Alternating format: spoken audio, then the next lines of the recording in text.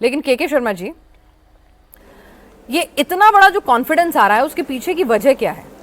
क्या आपके पास जो आपके तमाम कार्यकर्ता हैं उन्होंने जो रिपोर्ट दी है वो है, या फिर भाई पार्टियों को तो माहौल बना के रखना होता है क्योंकि सेकंड फेज में आके आपकी वेव जो है वो फिजल आउट हो जाती है?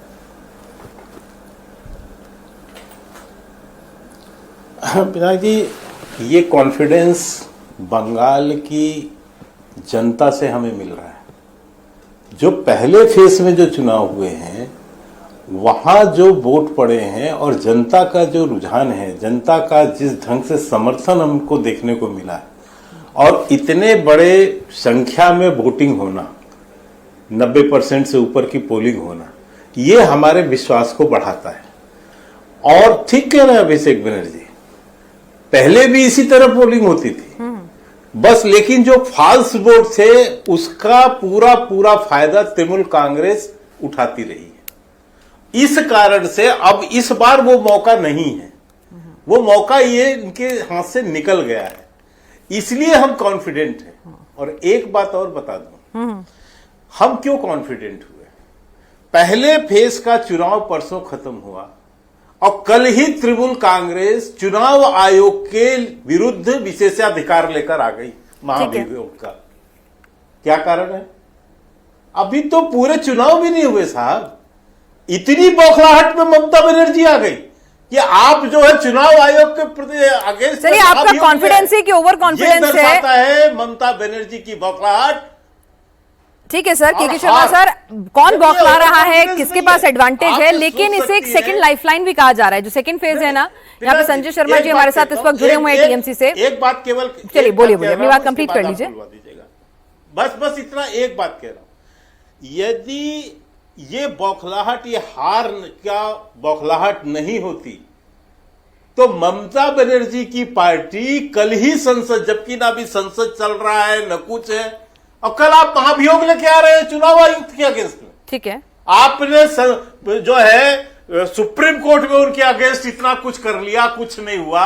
अब आप ये नौटंकी नाबाजी कर रहे हैं, आपके हाथ में कुछ नहीं बचा है। आप समझ गए कि हम चुनाव हार रहे हैं। पहले से कहो हमने तो जी महाभियोग दे दिया था जी, हमने तो पहले ही आरोप लगा दिया था, चुनाव आयोग तो सर, आप लोग दोनों लोग बड़ी बड़ी बातें करने का मैं आपको एक एक मौका पूरा दूंगी आपके जीत के दम का, लेकिन उसके बाद मैं डेटा पर बात करना चाहूंगी क्योंकि अंततः सवाल ये उठता है, नारे अपनी जगह होते हैं, दावे अपनी जगह होते हैं, हर पार्टी करती है, ठीक है, निर्दलीय से लेकर सत्तारूढ़ पार्टी हो, विपक्ष हो, हर कोई कहता है हम ही जीत रहे हैं।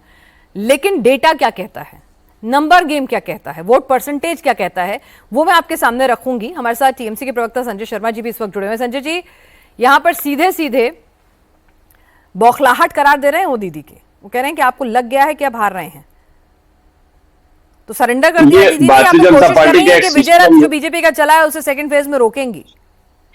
जरूरत नहीं है, पहले फेज में इनका काम ऐसा तमाम हो गया है कि अब सेकंड फेज के अपने कार्यकर्ताओं का उत्साह बनाए रखने के लिए भारतीय जनता पार्टी के नेता ऐसे दावे कर रहे हैं।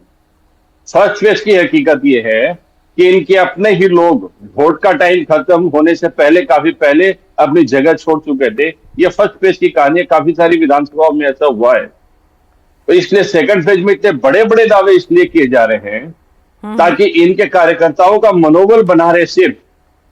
और मैं आपको बताता हूं, पिछली बार फर्स्ट फेज में इनकी सीटें थी 59, आपकी बार 8 से 9 सीट इनकी कम होने जा रही है फर्स्ट फेज में ही। ठीक है, और किसी भी हालत में वो उससे ऊपर आ नहीं सकते।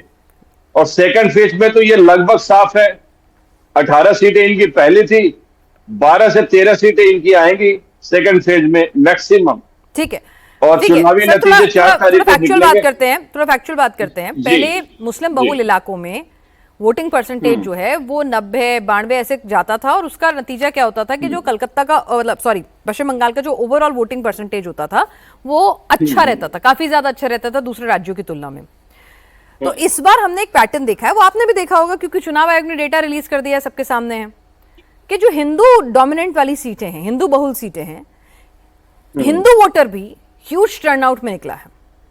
तो क्यों ना माना जाए कि वो बीजेपी का परंपरागत वोटर है, अभी भी मौजूदा स्थिति में 50% में अभी भी बीजेपी के पास है।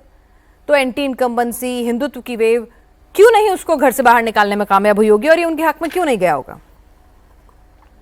अरे हिंदू वोट सारे यदि इनके होते तो हम कहाँ हैं? हमारा तो बेस ही बंगाली और हिंदू वोट हमारा तो बेस ही है जो है, और मुस्लिम वोट भी हमारा बेस है।